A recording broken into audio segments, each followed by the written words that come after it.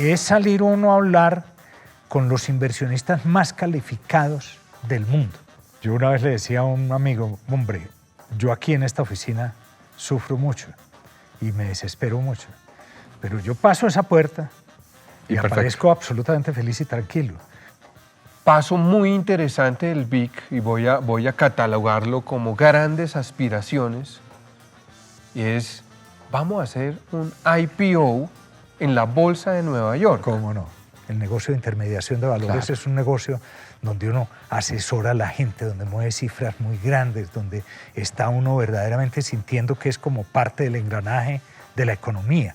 Entonces, Jorge Londoño terminó entonces liderando un buque que terminó siendo el referente en la banca. Pero las empresas exitosas cumplen sus presupuestos, adelantan sus planes de desarrollo y son capaces de hacer fusiones. Junto con Endeavor, creamos esta serie de entrevistas a pioneros.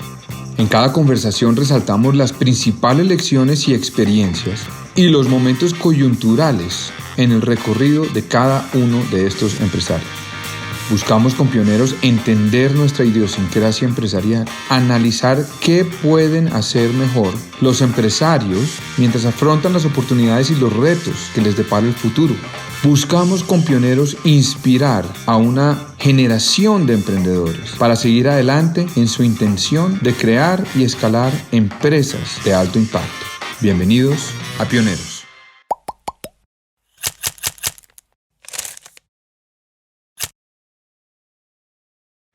Jorge Londoño Saldarriaga, un gusto que estés acá en este programa Pioneros.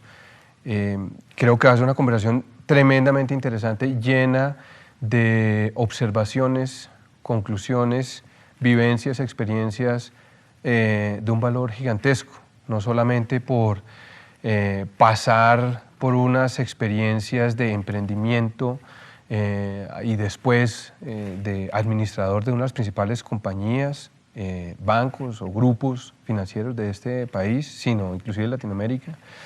Vamos a hablar de IPOs, vamos a hablar de crisis, vamos a hablar de servicio público, vamos a hablar sin duda de la banca y el ser banquero.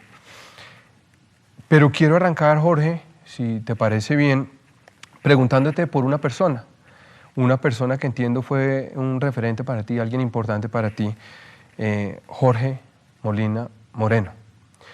Quisiera preguntarte cuándo lo conociste y cómo era el país en ese momento.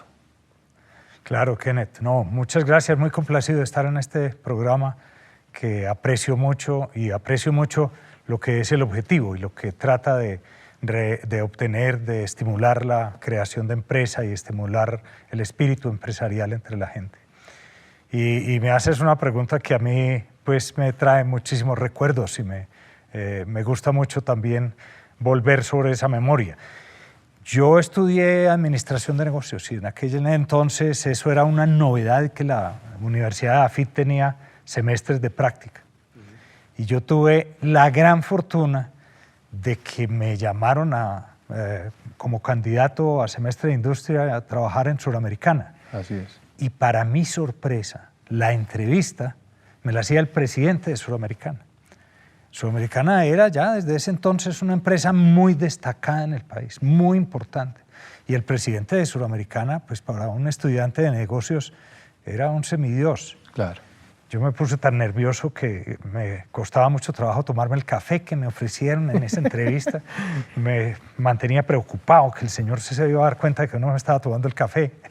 Pero es que tener una entrevista para semestre de industria con el presidente de la compañía y con ese presidente. Y yo tuve la fortuna, que puedo decirlo con toda sinceridad y con toda humildad, que yo me hice amigo de Jorge Molina Moreno. Él me invitaba a su oficina a conversar y me preguntaba cómo iba en el semestre de industria y discutíamos lo que estaba haciendo. Y desde el primer momento tuvimos una gran empatía.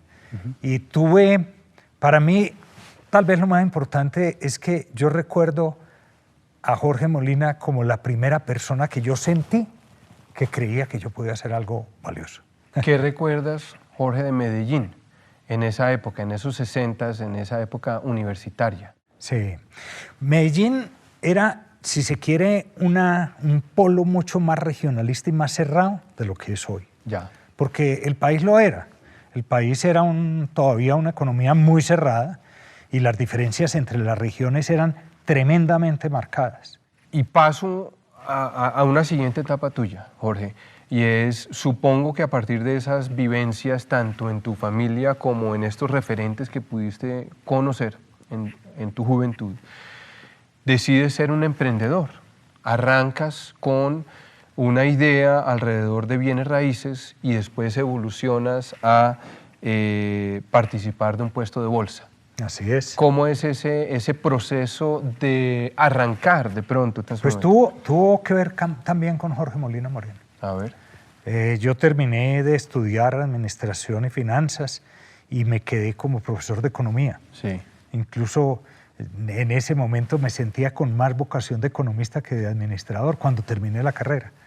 Y trabajé en la universidad durante algunos años y pude hacer un posgrado, un magíster vinculado a la universidad sobre desarrollo económico, que me fue muy valioso, porque me dio la oportunidad de confrontarme con la cultura británica. Británica. Sí, señor. Yo hice el máster en Escocia, Kenneth. Y Glasgow. En Glasgow. Y en Glasgow, pues un joven de esa sociedad que yo te comentaba ahora, irse uno a enfrentarse con profesores británicos de ese pragmatismo, era una experiencia muy fuerte y para mí fue muy útil porque me cambió la forma de entender el mundo.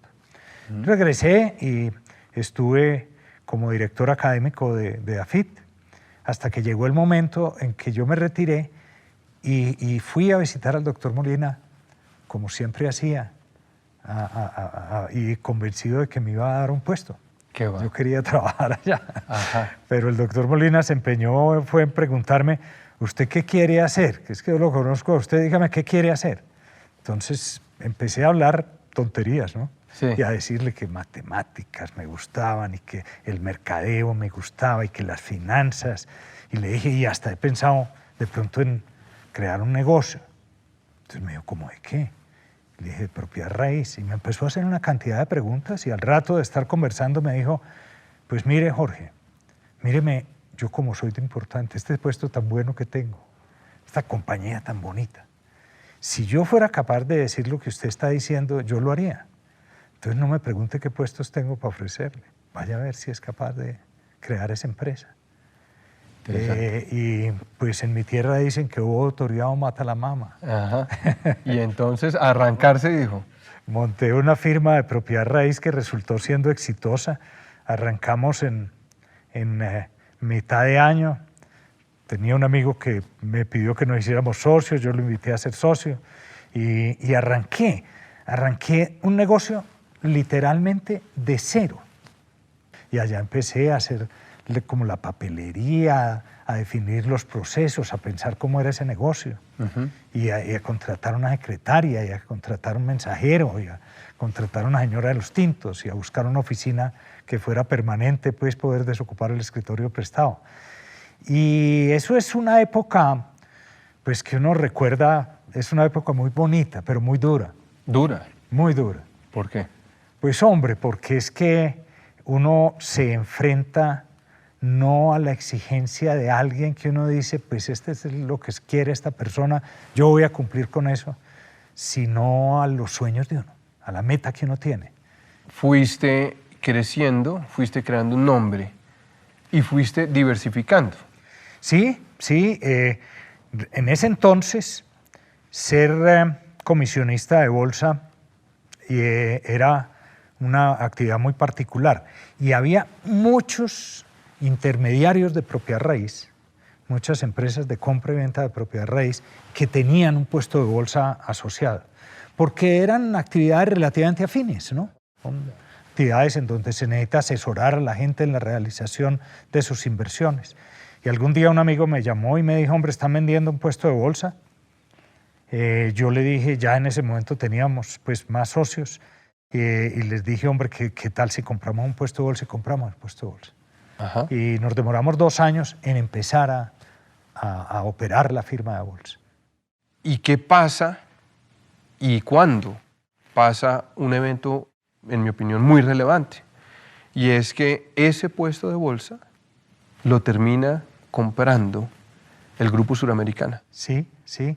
Permíteme, te doy la historia con 2 instancias anteriores que son también muy determinantes. A ver. Esa firma de propiedad raíz empezó a coger fuerza y naturalmente dijimos, hombre, necesitamos más capital.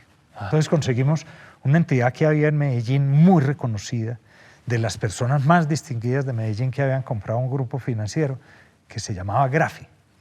Y a Grafi le dijimos, hombre, ustedes no quieren tener una firma de propiedad raíz. Ajá.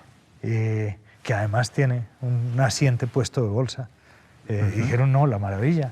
Entonces, finalmente, se hicieron dueños del 50% de la propiedad y pusieron ese valor, doblamos el patrimonio de la compañía Sí. y arrancamos a tener una etapa de una expansión extraordinaria porque teníamos capital para hacer más proyectos, para promover el desarrollo de proyectos, etc. Ajá. Pero para hacer la historia corta en esta etapa, se quebró Grafi. Ajá. Y por ¿Tu supuesto socio? nos quebramos nosotros. No puede ser. Claro, porque nosotros habíamos comprado una cantidad de tierras Miércoles. que las habíamos comprado a nombre de esta firma, pero por cuyo pago iba a responder era Grafi. Y de repente debíamos esos lotes, estábamos en una crisis, Ajá. ¿no? La propiedad raíz perdía liquidez inmediatamente. ¿Y esto en qué momento es? ¿Qué edad tienes tú en este momento cuando entras a... Cuando entras... sucede eso, yo tenía por allá unos 32 años, quizá. Angustia. Angustia importante. Sí, no, pues que sí que, un poco más, 36 años. Ajá. Tenía 2 hijas. Claro. Tenía pues una serie de responsabilidades. Y te interrumpo, de pronto además de eso ya tenías mucha confianza porque te había ido bien y de pronto tienes un golpe. Total. Y Pues eso es que también veníamos nos- en un periodo de expansión Así y, es. y no creíamos que nada nos pudiera pasar, nos sentíamos Exactamente. los reyes del Invencibles. mundo. Entonces Interesante. tuvimos que enfrentar eso. Ajá. Tuvimos que enfrentar eso. Y por fortuna yo recuerdo eso como un momento en donde le debíamos plata a la banca, le debíamos plata a particulares. Duro. Y fuimos capaces de responder por esas deudas. Y no dejamos a nadie. Realmente uno podía haber dicho, hombre, miren lo que pasó, pues qué pena con ustedes, pero muertos de pena de no poderte pagar, como dice el cuento, ¿no? Sí, sí, sí. sí. Pero logramos pagar todo a las entidades y a las personas que le debíamos y quedamos casi que 0 kilómetros para volver a arrancar. El patrimonio quedó muy agotado, pero en ese momento conseguimos un nuevo socio Ajá. que se interesó en la firma y volvimos a tener un capital y tuvimos un periodo de una gran expansión. Pero esa era la época en donde el puesto de bolsa estaba creciendo y yo había encontrado ahí una realización muy fuerte En el puesto bolsa. en el puesto de bolsa. Ajá. Me encantaba. Y mis socios me decían, no, hombre, pero es que lo que nos da el dinero, donde tenemos el volumen, es propiedad raíz. Y finalmente yo terminé vendiendo la propiedad raíz y quedándome solo con el puesto de bolsa. Solo tú, Solo yo, sin los socios. sin los socios. Ya sin socios, me quedé con el puesto de bolsa. Tuve una época muy próspera Ajá. y muy bonita. Ese negocio es un negocio muy intenso. El negocio de intermediación de valores Claro. es un negocio donde uno asesora a la gente, donde mueve cifras muy grandes, donde está uno verdaderamente sintiendo que es como parte del engranaje de la economía, que uno le ayuda a la gente en cosas que son muy importantes, que verdaderamente hay una asesoría que añade valor a la relación que uno tiene con su clientela, sea una persona natural que está invirtiendo su dinero, Sí. o sea una empresa que está haciendo las operaciones para alcanzar la liquidez o los fondos que necesita para desarrollar su negocio. Y eso en el sector financiero tuvo una implicación muy grande. Y entonces las entidades financieras, los bancos, las compañías de seguros, etcétera, podían tener puestos de bolsa. Ya. Y tenían una ventaja enorme si los tenían, Claro. porque tenían una relación muy grande con el sector financiero y, digamos, con los grandes negocios. Sí. Entonces yo en ese momento investigué qué era lo que había pasado, investigué qué había pasado en España cuando se había dado ese cambio, en México, en Chile, como te decía, Sí. y dije, hombre, yo tal vez no quiero volver a conformar un grupo de socios, prefiero vender mi puesto de bolsa y hacer algo más. Pero antes de entrar a ese capítulo, que es un capítulo tremendamente interesante, duraste entonces como emprendedor de tu negocio. Sí, sí. Llámalo desde el 76 al 90, por decir alguna cosa, Sí. 15 años, por decir alguna cosa. Desde el 78 yo creé la firma de propiedad limitada, Ok. que fue el tronco de donde salió pues después el negocio de bolsa, Sí. en el año 1978 en julio. Y vendí mi puesto de bolsa sudamericana, creo que fue a finales del 91. Ok, entonces 13 años. 13 años. Durante tu experiencia como empresario, ¿nunca pensaste que ibas a terminar administrando uno de los principales empresas y bancos del país? No, por el contrario, Kenneth, yo me sentía feliz siendo empresario. Yo le decía a mi esposa, yo nunca volvería a ser empleado. Yo mantengo un negocio, incluso cuando, pues obviamente discutía con ella la idea de que estaba pensando en vender el puesto de bolsa. Ajá. Yo le decía, yo lo vendo, pero algo voy a hacer. Yo tengo que hacer otra actividad empresarial y yo ya sé que soy capaz de hacer una actividad empresarial. Pero pensar en volver a trabajar, no. Bueno, y entonces, 91, cambian las reglas, los bancos pueden participar entonces en posiciones de bolsa y tienes una conversación de vuelta con esa entidad que para ti había sido tan importante, Suramericana. ¿Te parece? Sí, exactamente. Particularmente volví a Suramericana. Ajá. Y a la misma oficina, pero con la diferencia de que en ese momento estaba sentado allí Nicanor Restrepo. Sí. Nicanor y yo nos habíamos hecho amigos muy cercanos cuando él fue gobernador y yo fui secretario de Hacienda de Medellín. Así es. Y en esa oportunidad el equipo de la gobernación y el equipo de la alcaldía trabajamos de manera muy integrada. Y nos hicimos amigos y pasamos vacaciones a veces juntos, etc. Ya. Entonces, cuando se dio este fenómeno de la apertura, y yo vi pues que iba a haber competencia de alto calibre en la actividad, fui a visitar a Nicanor y le dije, hombre, Nicanor, Suramericana no está interesada en un puesto de bolsa. Entonces me dijo, sí, la verdad es que hemos pensado en esa actividad. Le dije, bueno, pues mi puesto de bolsa puede estar en venta. Y me dijo, pero yo no hago negocio con los amigos. Ah, sí, te dijo. Entonces, buena respuesta. Le dije, bueno, está bien, pero te queda pues claro que está disponible. Es que te lo ofrecí, ¿no? Y no, después no te vas a sentir, yo lo voy a vender. Me dijo, pero mira, ¿por qué no hacemos una cosa? Ve donde Carlos Piedrahita, que es el vicepresidente financiero. Claro. Y proponle el negocio, no me meto. Entonces yo no era amigo de Carlos en ese momento, lo conocía. Entonces pasé donde Carlos y le dije, hombre, mira, yo estoy en este plan. Y me dijo, a nosotros nos interesa. Y negociamos, para decirte la verdad, en 3 semanas hicimos el negocio, estábamos en la última reunión, los detalles de las minucias, digamos, del negocio. Y entonces Carlos me dijo, hombre, Jorge, este negocio realmente ha sido muy fácil. Hemos conversado muy bien, nos hemos entendido muy fácil. Lo único difícil de este negocio, ¿sabes qué ha sido? Le dije, ¿qué, Carlos? Me dijo, conseguir quien te reemplace a ti. Ajá. Le dije, eso sí es lo más fácil del mundo entero. Yo te consigo las personas que manejan esto pues en 15 días. Ajá. Si quieres yo me quedo manejando el negocio y en 2 meses te consigo la gente. Ajá. Fueron 20 años. Esos eran los Entonces ahí entra una historia con el BIC.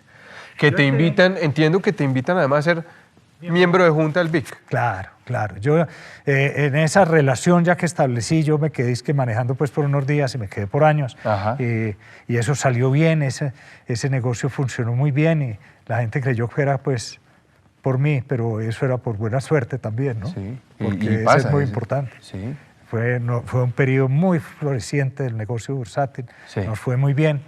Entonces yo pasé a Suramericana y pasé a Suramericana y entré como miembro del Banco Industrial Colombiano en su junta directiva.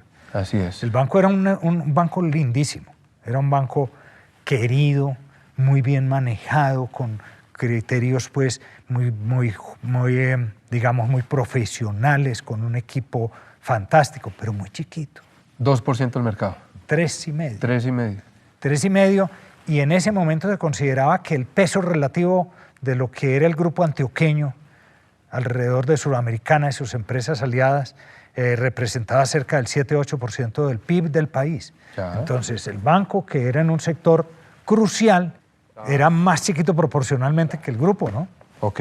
Entonces, la Junta se empezó a preocupar como por eso. Pero la ¿qué Junta, debemos hacer? y tú eras parte de la Junta, Yo entonces era tú parte de la empiezas a cuestionar el tema de por qué está tan pequeño. Pues participé de ese debate, ¿no es Ok, cierto? Entonces correcto. dijimos, hombre, este banco tiene que crecer, este banco es demasiado especializado, tanto regionalmente como en sus negocios. Ajá. Paso muy interesante del BIC, y voy a catalogarlo como grandes aspiraciones, y es, vamos a hacer un IPO en la Bolsa de Nueva York. ¿Cómo no? Del BIC, Sí, banco sí. en Medellín. El presidente era Javier Gómez Restrepo. Ajá. Y Javier Gómez simpatizó pues con ese debate y dijo, hombre, vamos a crecer el banco y vamos a conseguir plata Capital en el de verdad. exterior, capital en el mercado internacional de capitales.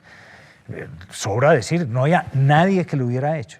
Habíamos acuerdo. hecho en Colombia colocaciones en el mercado en lo que se llama over the counter, Sí. que no van a la bolsa, sino que son para inversionistas calificados. O sea, es una norma que se llama la 144A. 144A, Yo había correcto. participado en algunas de esas, pero En tu ir a época la en la bolsa, bolsa. Ajá. ir a la bolsa no lo había hecho. Claro, lo no había se hecho a la veía. bolsa de Nueva York. Entonces nos fuimos con el banco. Entonces en ese momento yo tenía pues la vocación y el gusto por este tema de mercado de capitales. Entonces me hicieron presidente de la Junta, que el presidente obviamente era Nicanor, que representaba a Suramericana, que era el mayor accionista, pero me pusieron a mí de presidente de la Junta para que tuviera como alguna calidad, algún título y pudiera encabezar ese proceso del IPO. Ser vocero, o sea, como un chairman Un chairman, en la exactamente. conversación con Entonces los... eso ya ante los inversionistas Era otra internacionales historia. me daba entidad para hacer. Y hicimos ese proceso, Interesantísimo. Y fue un proceso absolutamente maravilloso. ¿Difícil? Muy ¿Recuerdas difícil. complejidad No, pues, o Ya te voy angustia? a contar. Es que es salir uno a hablar con los inversionistas más calificados del mundo. Claro, Entonces hacía uno un roadshow sí. que era como presentar un examen ante los profesores Más más duros. pueros y más duros del mundo entero.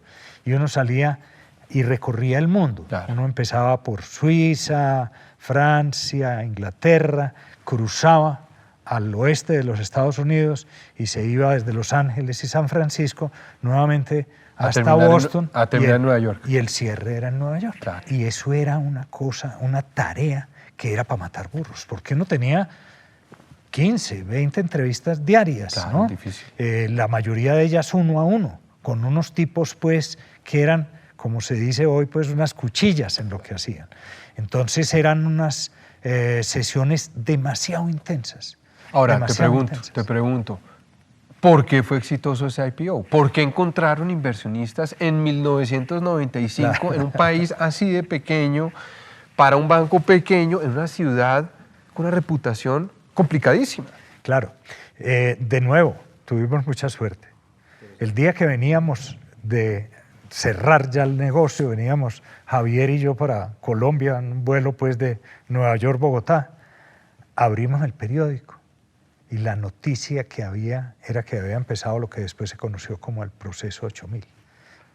Al día siguiente de la colocación, yo le mostré, le dije a Javier, mira esta noticia. O sea, y el que al tipo día se si tenía la hubiera cabeza con las seguido- manos, decía, pero ¿cómo nos salvamos de esto? Claro, Donde eso 2 hubiera días ocurrido, después se descuadraba todo. se Desertificado. podía haber cerrado la ventana, como dicen los señores Es del correcto. mercado de valores, se podía haber cerrado esa ventana. Te pregunto, Jorge, el capital que se levantó en el IPO, la función de ese capital era continuar con estas grandes aspiraciones y Total. es vamos a comprar el banco más grande de este país. No, ¿Eso no era? vamos a crecer. para Vamos a ser un crecer, banco era. grande. Ok, vamos a ser un Porque banco la grande. economía colombiana, si tú miras la trayectoria que ha seguido el crecimiento de la economía colombiana, era en el principio de los 90s, era de una expansión tremenda. Hubo crecimientos Claro. pues por encima del Sí, 4. sí, iba, 6%, 5%. Y de repente llegó el año 95 y la economía colombiana se estancó. Y no había crecimiento. Y esa plata, que la gente se ríe cuando yo comento, pues, y recuerdo cuánto era eso, esa colocación, lo que recogimos en el exterior, era algo así como 30, 35 millones de dólares. Imagínate. El resto era plata que habíamos recogido aquí en Colombia. Claro. Pero eso para nosotros era una cantidad de dinero que decíamos, ¿qué vamos a hacer con esto? Qué interesante. Pero claro, con una economía sin crecer, el peligro era que el banco quedó sobrecapitalizado. Entonces dijimos, hay que comprar algo. Y empezamos a buscar qué comprar. Banco de Colombia estaba en venta. Banco de Colombia, deducimos que estaba en venta. Pero habíamos mirado varias cosas, o que no nos vendían, o que no nos gustaban, o que no eran pues lo que convenía, y se habían ido descartando. Y en alguna oportunidad uno de estos asesores dijo, hombre, Banco de Colombia. Entonces yo dije, pues no. ¿Por qué? No hay una afinidad, no tenemos una relación, es un banco tal vez demasiado grande. Entonces yo dije, hombre, hay que hacer la tarea, miremos este negocio. Muy bien. Entonces ahí, pues llegaron, dijeron, hombre, nosotros somos capaces de comprar el banco. Y la fórmula es esta, y la forma lo podríamos hacer de esta manera. Entonces yo dije, hombre, sí, eso funciona. Entonces, llegó un sábado, entonces yo me fui, llamé a Nicanor, que era presidente de la Junta. Ajá. Le dije, hombre, te quiero contar un cuento. Entonces me dijo, ajá. Entonces yo compré, bajaba unas empanadas que sabía que le gustaban a él mucho. Importantísimo. Entonces llegaba a la casa de Nicanor, él sacó un par de cervezas y nos pusimos a comer empanadas y le dije, hombre, ¿cómo te parece que estamos pensando esto? Entonces me dijo, a mí me parece bien, hágale. ¿En serio? Yo dije, no, esto lo vamos a hacer sábado. Ajá. El lunes, cojo el periódico, BCH compra al Banco de Colombia. No puede ser. BCH de España. BCH de España. El Banco Central Hipotecario de España. Banco el Central de crédito, hispano, ¿no? El Banco de Crédito Hipotecario de España. Entonces yo dije, hombre, bueno, otro que se nos perdieron fue. las empanadas. Hombre. Afortunadamente no habíamos invertido sino las empanadas. Sí, dije un mes de trabajo estos muchachos. La casa en que... Entonces yo dije, bueno, ¿qué vamos a hacer? Trabajemos, sigamos buscando. Pasaron unos 3 meses, por lo menos, y un día nuevamente en la prensa se dañó el negocio con el BCH. 3 meses. 3 meses. Ajá. Entonces, inmediatamente yo cogí el teléfono a JP Morgan, al asesor que tenía allá, y le dije, miren la noticia. Me dijo, ya sé, y tengo ya la investigación bajo control. Y empezó una negociación que duró,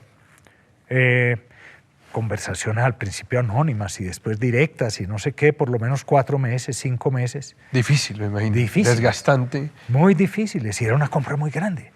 Es decir, era una cosa pues supremamente significativa. Ahora, para tú la estabas economía convencido. era la adquisición más grande que se había hecho en el país. En todo este proceso tú dirigías el BIC, ya eras una compañía que tenía un poco de analistas que estaba observando la evolución del BIC. Sí, sí. Tenías que contarles que estabas en un proceso de... en la bolsa. Estás en la bolsa, o sea, ya tienes estamos que discutiendo la disclosure estrategia con unos de qué está tipos. pasando acá. Claro. Y entonces, esas conversaciones, vamos a comprar el banco más grande del país, ¿qué reacción tenían? Lo creamos con la fusión. O sea, el banco industrial, como te dije, ya en ese momento estaba por ahí de quinto, sexto. Ajá. Y el Banco de Colombia estaba por ahí de tercero. Pero sumados los dos, nos convertíamos en el mayor banco del país. Ya. Esos negocios, como tú bien sabes, suceden por etapas. Lo primero es uno llegar a un acuerdo con los vendedores. Entonces, ahí se anuncia y se dice, hombre, sujeto a aprobación, sujeto a permisos de autoridades y aprobaciones de accionistas. Así es. Y los dos eran muy difíciles. Me imagino. Claro. Entonces, pasamos a esas etapas y llegamos a conseguir la aprobación de los accionistas. Yo me acuerdo que nosotros nos enfrentábamos a una cosa muy tremenda, y era que en esas asambleas había que hacer una asamblea y decirle, bueno, señores, ustedes autorizan fusionarnos con esta entidad. Y los accionistas, normalmente siempre había alguien que decía, no. Mire, ¿para qué insisten en eso si está comprobado históricamente que las fusiones, la mayoría de las fusiones son un fracaso? Y eso es verdad. Pero yo pues obviamente me había pasteleado una respuesta, ¿no? Ajá. La había pensado porque sabía que esas objeciones se venían y yo les decía, hombre, eso es verdad. Y la mayoría de los presupuestos no se cumplen. Y la mayoría de los planes de desarrollo no se alcanzan. Pero las empresas exitosas cumplen sus presupuestos, adelantan sus planes de desarrollo y son capaces de hacer fusiones. Muy interesante. Entonces, vamos a crecer y vamos a comprometernos con esto. Muy bien. Hombre, sí, eso estuvo muy bien. Nos autorizaron la fusión. Espectacular. Año 1999. El banco logró, en medio de esa crisis, realizar una fusión sin perder 1 milímetro de participación de mercado. Es decir, el mercado que tenían el BIC y el Banco de Colombia sumados al final de la fusión era incluso mayor que el que teníamos al comienzo cuando se hizo la negociación. En medio de esa crisis tan difícil. Pero claro, habíamos perdido dinero, habíamos tenido que suspender el dividendo por primera vez, yo creo que en la historia del banco. Y tú, en las angustias de darte cuenta cómo va esta fusión, tengo un problema de capital y por cierto, necesito mantener este barco flotando. Angustias. Sobre todo, yo una vez le decía a un amigo, hombre, yo aquí en esta oficina sufro mucho y me desespero mucho, pero yo paso esa puerta y aparezco absolutamente feliz y tranquilo, porque si el banco, si el equipo me llega a ver a mí asustado y nervioso, nos hundimos. Muy interesante. Era un momento en el que había que mantener como el espíritu en alto, porque estábamos haciendo cosas demasiado importantes. Bueno, entonces, de ahí para adelante entra un capítulo de un crecimiento muy impresionante, 2000-2010, por poner un número, una participación de mercado por encima del 20%, un referente en la banca. Regional. Entonces, Jorge Londoño terminó entonces liderando un buque que terminó siendo el referente en la banca o en la actividad financiera del país y de la región. ¿Qué opinión, cuando llegas al 2010, tenías de toda esa vivencia? No, fueron años muy bonitos y fueron años muy satisfactorios. Fueron años de esfuerzos muy grandes, pero de gran satisfacción en el trabajo. Porque la verdad es que, como tú dices, pues el banco se consolidó como un banco con el 15%, que se volvía el banco más grande del país, pero la verdadera consolidación del banco fue cuando nosotros, después de esa crisis, empezamos a crecer orgánicamente de una manera sin precedentes. Y entonces tuvimos un modelo exitoso, y ese modelo era ser un banco universal. Ser un banco universal. Y eso lo hicimos nosotros de primeros en Colombia, lo entendimos muy bien, lo trabajamos, nos convencimos, no era fácil, porque ya teníamos pues que una compañía de leasing, que una compañía fiduciaria, que por supuesto una compañía de bolsa, la que yo había creado, ¿no? Que ya parte era del banco, ¿no? Increíble. Ahora, déjame preguntarte sobre el contexto colombiano 2000-2010. El ambiente era un ambiente, por un lado, de optimismo, era un ambiente a favor del empresariado, a favor del banquero, y eso ayudó a ese proceso. Mira, la crisis del 99 fue brutal. Es decir, la crisis del 99 le quitó riqueza a esta economía de una manera sin precedentes. Así es. Pero la recuperación empezó rápida. Y cuando nosotros hicimos esa capitalización, nosotros teníamos una ventaja espectacular. Y era que para nosotros la crisis había quedado en el pasado. Y la mayoría de los bancos todavía se estaban lamiendo las heridas, ¿no? Y diciendo, no, esto no va a ser tan grave, vamos a recuperar. Nosotros castigamos esa cartera, hicimos una capitalización, castigamos esa cartera y salimos a la calle a decir, ¿quién quiere plata? Nosotros tenemos capital, queremos prestar. Entonces, sin embargo, no puedo responder positivamente lo otro que tú dices, Kenneth. La banca nunca ha sido el sector más querido de la economía. Miremos lo que está pasando hoy. Claro. Le ponen impuestos especiales. Increíble. Y todo el mundo lo celebra y lo aplaude. Nosotros en el banco pues no nos deprimíamos por eso. Nosotros siempre estábamos convencidos de que ser banquero era una maravilla. La gente tenía vocación, el equipo tenía vocación. Me has mencionado en el pasado la vocación del banquero. Sí, sí. Y el orgullo que tienes por ser distinguido como un banquero. Sí, sí, claro. Cuéntame un poco de ese pensamiento. Mira, por ser es banquero. que ser banquero es una cosa fantástica, porque uno lo que hace como banquero, la sociedad en su conjunto siempre tiene como un poco de resistencia frente al banquero. Pero los clientes quieren a su banco. Si a ti te dicen, hombre, ¿qué opinas de la banca? ¿O qué opinas de tu banca? De tu banco, de tu relación con el banco, las reacciones son distintas. Y uno acompaña a la gente en la realización de sus sueños. Claro. Comprar una casa o un carro nuevo o pintarla o crecer el negocio, hacer una nueva planta, importar una maquinaria. Son momentos absolutamente cruciales.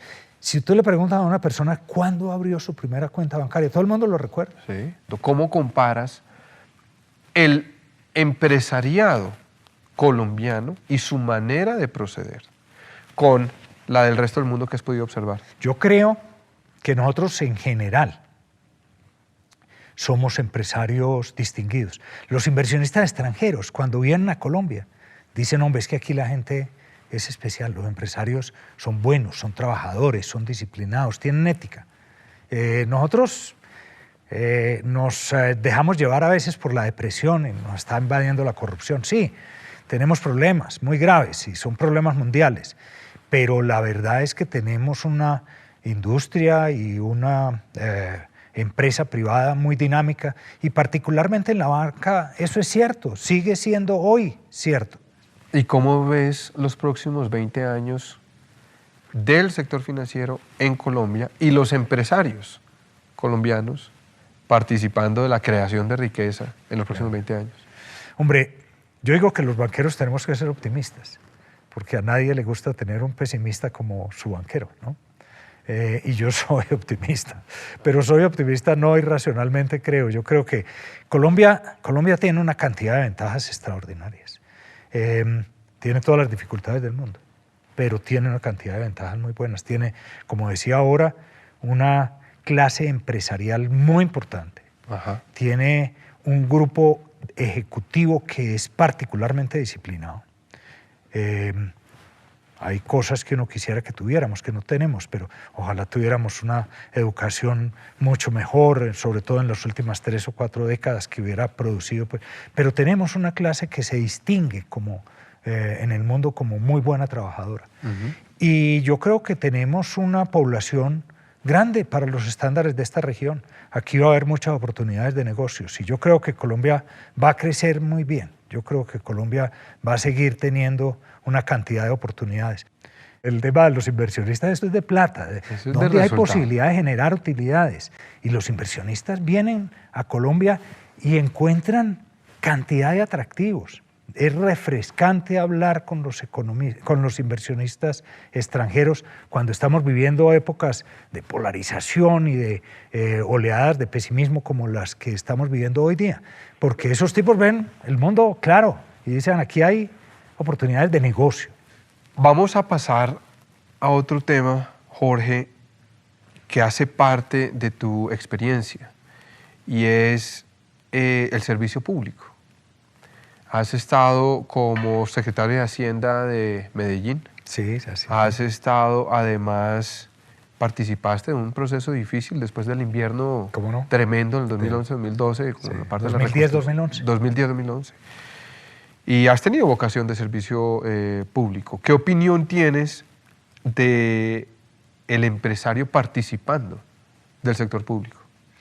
Sí. Hombre, para mí todavía incluso representa dificultades responder esa pregunta. Yo creo que lo que a mí me ha tocado y he tenido la oportunidad de hacer en el sector público es participar como un empresario. Y hablemos de esa última experiencia que tú mencionas. Eso fue una tragedia sin antecedentes.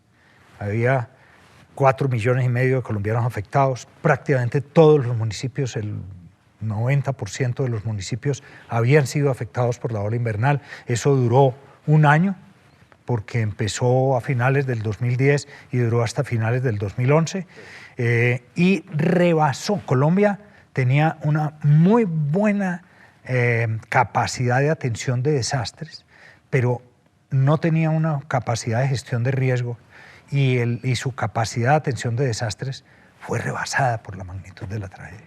Había 2,5 millones de personas a las que había que prestarles asistencia humanitaria. Entonces yo recibí la invitación del presidente para hacer eso. Sí. Y yo dije, hombre, pues primero que todo, yo he manejado riesgos. Sí.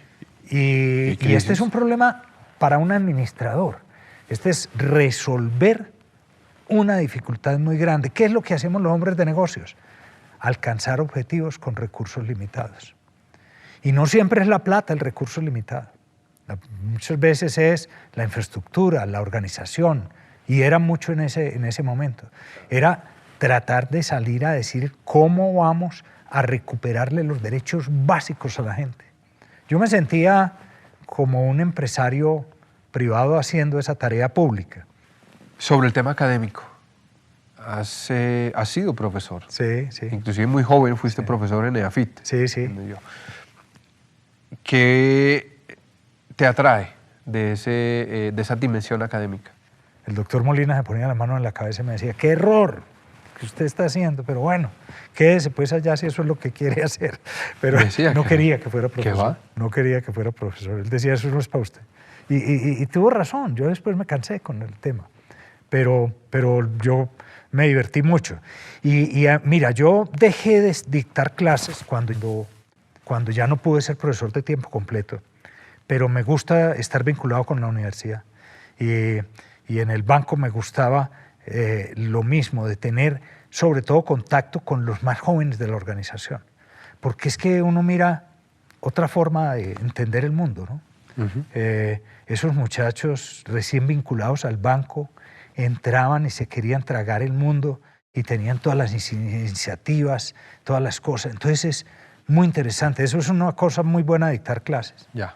Bueno, y para terminar, ¿qué diría Jorge Molina Moreno del desarrollo de tu carrera? ¿Qué frase te diría? Pues hombre, me tocó. Cuando yo decidí salirme del banco, vivía el doctor Molina. ¿Ah, sí? Murió un año después de que yo me salí del banco. Entonces yo fui a darle la noticia. Yo fui a decirle, pues, doctor Molina, le quiero decir antes de que lo vaya a leer en la prensa, que me salgo del banco. Entonces me dijo, sí, Jorge, ¿qué? ¿Por qué? Y le dije, hombre, usted nos dio el ejemplo, ¿no? Yo estoy cumpliendo la edad de retiro, me falta todavía 2 años que podría trabajar, pero no quiero que me empiecen a preguntar la edad, porque me parece que eso es indigno para mí, para el banco. Entonces me quiero ir antes de que la gente empiece a hacer cuentas. Entonces me dijo, hombre, muy bien, y me hizo algo que me impresionó mucho. Me dijo, mire Jorge, usted puede estar satisfecho, mire lo que ha hecho, y me repitió de memoria mi hoja de vida. Usted trabajó en tal y en tal y en tal. ¿En serio? Muy bien. Yo creo que ese era un hombre que tenía una inteligencia enorme y que sabía eso. Yo creo que para estas instituciones es buena la rotación y que entre gente nueva, con nueva visión. Las empresas cambian, la tecnología cambia. Claro. Y uno, pues yo hago un gran esfuerzo por mantenerme actualizado y trabajando. Pero repito, yo no soy lo mismo que era cuando tenía 45 años, que entré pues a trabajar en el banco, o 43, no me acuerdo. Ajá. Si a mí hoy me toca pues amanecer, y un tipo que maneje una entidad de esa le puede tocar amanecer, claro, yo quedo desbaratado. Entonces hasta el vigor físico, y ni qué decir de la actualización, de entender el mundo moderno. Claro. Pues claro que yo no me considero ni mucho menos aislado, pero no tengo el contacto y la dinámica y la visión que tienen personas jóvenes que pueden darle a las instituciones mucha más vida. La experiencia es valiosa y es necesaria, pero yo creo que también es necesario el tener una capacidad de entender el mundo como algo que se puede cambiar y que uno tiene nuevas ideas para hacerlo. Bueno, Jorge, esto ha sido realmente especial esta conversación. No, muchas gracias, qué gran ejemplo. Muy Muchísimas grata la gracias. conversación, muchas gracias a ti. Muchas gracias.